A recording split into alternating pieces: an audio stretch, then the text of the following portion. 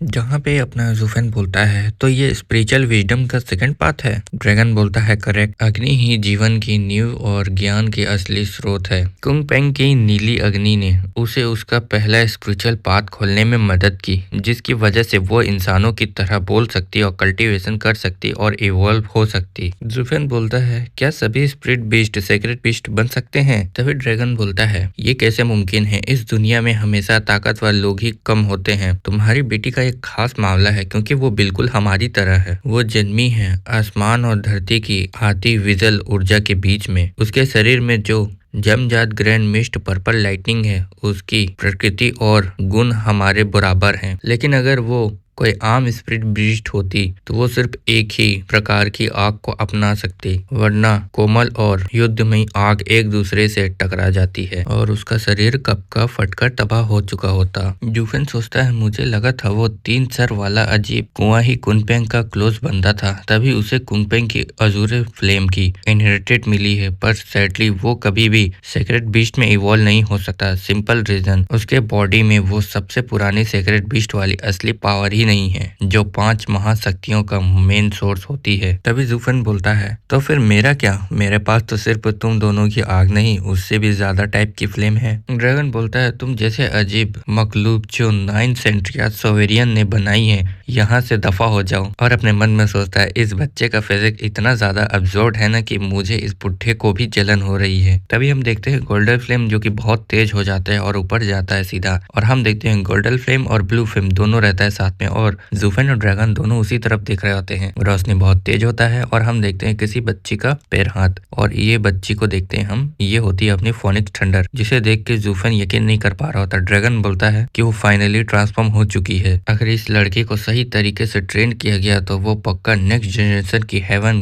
क्लेविंग thunder phoenix बनेगी, और जब किलिंग का बेटा भी जुड़ जाएगा तो हमारा 5 महान सेक्रेट बीस्ट फिर से इस दुनिया के सामने लौट आएंगे। जूफेन देखता है, बोलता है क्या ये मेरी ही तो बेटी है ना? थंडर फोनिक्स बोलती है हाँ हाँ मैं ही हूँ, और तुरंत दौड़ने लग जाती है और जूफेन को गले लगा लेती है और बोलती है ऑफ कोर्स मैं ही आपकी बेटी हूँ, क्या आप मुझे पहचाने नहीं? जूफेन बोलता है हाँ हाँ मैं तुमको सच में पहचान नहीं पा रहा था। अगर चॉइस होती ना तो बेहतर होता कि तुम अब भी पहली वाली थंडर स्पिरिट के वेयर ही रहती। तभी फोनिक्स बोलती है क्यों, अब तो मैं ह्यूमन फॉर्म में भी आ चुकी हूँ और आपकी असली बेटी बन सकती हूँ। जूफेन हंसता है और बोलता है तुम समझ नहीं पा रही हो, इस फॉर्म में ट्रांसफॉर्म होने का मतलब है तुम सेक्रेट बीस्ट बन चुकी हो और हेवंस लिविंग थंडर फोनिक्स का मेंटल इन्फिल्ट्रेट कर ली हो। इसका मतलब अब तुम भी हेवनली सोवेरियन की वांटेड क्रिमिनल हो। आज के बाद शायद हमारे लिए सिर्फ एक ही रास्ता बचेगा, एक बिल्कुल डेड एंड। तभी फोनिक्स बोलती है फादर अगर आप नहीं चाहते थे कि मैं इवोल्व ना करूँ तो फिर आपने मुझे इस फॉर्म में क्यों बदल दिया? जूफेन बोलता है ये कोई चॉइस नहीं थी जो मैं डिसाइड कर सकता था। ड्रैगन बोलता है बिल्कुल सही, चाहे तुम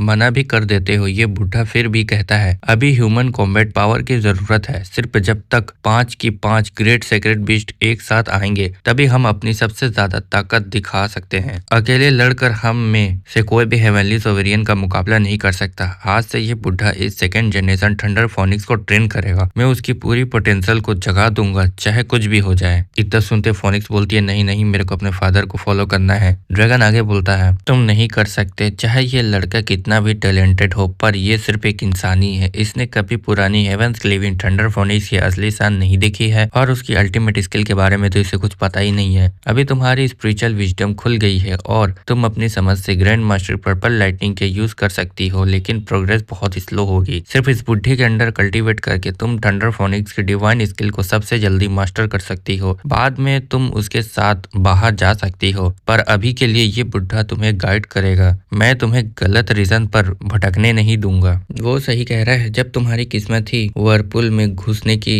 है तो सबसे बेस्ट तरीका है अपनी ताकत बढ़ाना। मैं तुम्हें कुछ नहीं सिखा सकता, ड्रैगन एक्सेक्टर के साथ रहना ही तुम्हारे लिए सबसे बेस्ट रहेगा। ड्रैगन एक्सेक्टर बैरियर को खोलो और मुझे बाहर जाने दो। तभी फोनिक्स उसको आवाज लगा रही होती है फादर करके। ड्रैगन बोलता है शाबाश बच्चे, तुम वाकई में बड़े काम करने वाले हो, जो करना जरूरी है बिना झिझक के समझ लेते हो। तभी फोनिक्स बोलती है फादर जब से क्यूएर पैदा हुई है वो कभी आपसे दूर नहीं गई है। जूफेन ये सुनता है और अपनी आंख खोलता है और अपने मन में सोचने लगता बोलता है, अभी के वक्त ना कोई मुझे बचा सकता है और ना ही मैं किसी को बचा सकता हूँ। मैं बस इतना कर सकता हूँ कि जिन लोगों की मुझे परवाह है उन्हें इस मुसीबत में ना घसीटूं। अब मुझे आसपास की हर ताकत की सही यूज करनी होगी। 5 ग्रेट सेक्रेट बीस्ट की पावर जिनका नसीब मेरे साथ जुड़ा हुआ है, और फिर मैं अकेला ही आगे लड़ता रहूंगा। इतना ही बोलते क्वेयर उसको चिल्ला रही होती है और हम देखते हैं सीन जहाँ पे वो बाहर निकलने की कोशिश कर रही होती है वही दरार से। और इसके साथ हमारा ये चैप्टर खत्म हो गया। अब चाहे नेक्स्ट चैप्टर आएगा नेक्स्ट वीक। वीडियो पसंद आया तो लाइक और सब्सक्राइब करो और कमेंट करो कैसा लगा।